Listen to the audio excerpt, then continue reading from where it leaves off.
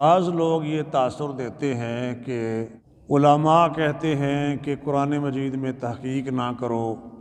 یہ تاثر غلط ہے۔ کوئی بھی مسجد، کوئی بھی مدرسہ، جامعہ، مرکز علم،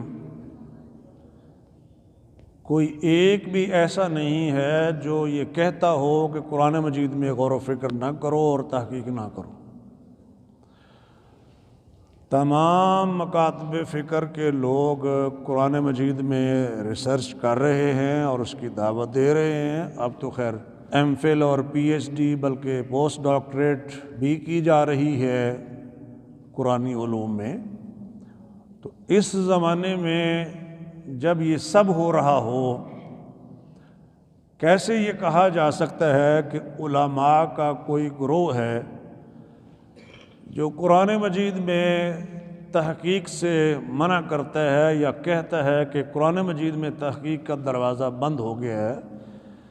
یہ نہیں ہو سکتا۔ لیکن چونکہ ان کا خیال یہ ہوتا ہے کہ قرآن مجید میں تحقیق کا مطلب یہ ہے کہ ایسی تحقیق پیش کی جائے جو اللہ تعالیٰ نے بھی بیان نہ کی ہو، اللہ کے رسول نے بھی بیان نہ کی ہو، جبریل کو بھی اس کا پتہ نہ ہو، اور علماء تو ظاہر ہے جانتے نہیں ہیں، تو ہم کوئی ایسی تشریح اور تفسیر کسی آیت کی کریں کہ جدید علوم کے ماہرین وہ تفسیر سن کر کہیں کہ یہ ہوتا ہے وین،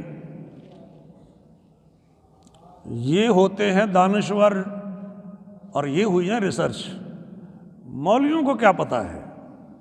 اب یہ تاثر دینے کے لیے کہ ایسی لمبی چھوڑتے ہیں تفسیر میں۔ اقبال نے کسی زمانے میں کہی تھی، خود بدلتے نہیں قرآن کو بدل دیتے ہیں، ہوئے کس درجہ فقیہان حرم بے توفیق۔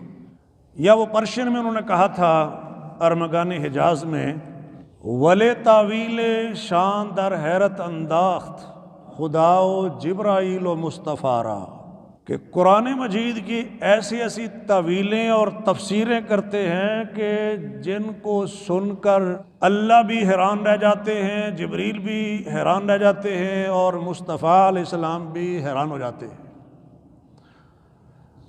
مطلب یہ کہ اللہ فرماتا ہے کہ میں نے یہ چیز نازل نہیں کی، جبریل کہتے ہیں میں یہ لے کر نہیں آیا، پیغمبر کہتے ہیں میں نے یہ چیز ان کو بتائی نہیں ہے۔ اس دانشور نے، فلاسفر نے یہ بات کہاں سے نکال لی؟ یہ تھی سینس جو اقبال کے اشعار کی ہے۔ میں نے صرف 2 مصرے آپ کے سامنے پیش کیے ہیں۔ تو علماء جس چیز کو نگیٹ کرتے ہیں وہ یہ کہ ایسی تفسیر جو کتاب و سنت کی روح کے خلاف ہو، آیت کی سینس کے خلاف تفسیر تو قبول نہیں کی جا سکتی نا۔ اگر اسے کوئی تدبر کہتا ہے تو اس کی غلطی ہے، اس کو ریسرچ کا نام دیتا ہے تو بھی وہ فراڈ ہے۔ نام جو بھی اس کو دے لے، بڑے بڑے نام ہیں جو لوگ پسند بھی کرتے ہیں کہ جناب کمال ہو گیا، وہ فزکس سے کوئی تفسیر کر رہا ہو، کیمسٹری سے کر رہا ہو، بیالوجی سے کر رہا ہو، یا اس کی جو ضمنی شاخیں ہیں وہ باٹنی سے کر رہا ہو، یا کسی بھی جدید میڈیکل ریسرچ کی بیس پر وہ چیز پیش کر رہا ہو، تو ایکسیپٹ تو نہیں ہو سکتی۔ اس طرح کی تفسیریں کیسے قبول ہو سکتی ہیں؟ یہ آیت کا وہ مفہوم بیان کرتے ہیں جو اللہ کے رسول کے بھی ذہن میں نہیں تھا۔ تو قرآن بیسیکلی ہدایت کی کتاب ہے، یہ کوئی سائنس کی کتاب نہیں ہے۔ جدید علوم کی بہت ساری بیسز قرآن کے اندر موجود ہیں، یہ بات ٹھیک ہے، لیکن اس مقصد کے لیے قرآن کو نہیں اتارا گیا۔ فزکس کی وہی چیزیں بیان کی ہیں جن سے ہدایت مقصود تھی، بایولوجی کی وہی چیزیں ڈسکس کی گئی ہیں جن سے انسان کو ہدایت مل سکتی ہے۔ فیکٹس ہیں نا۔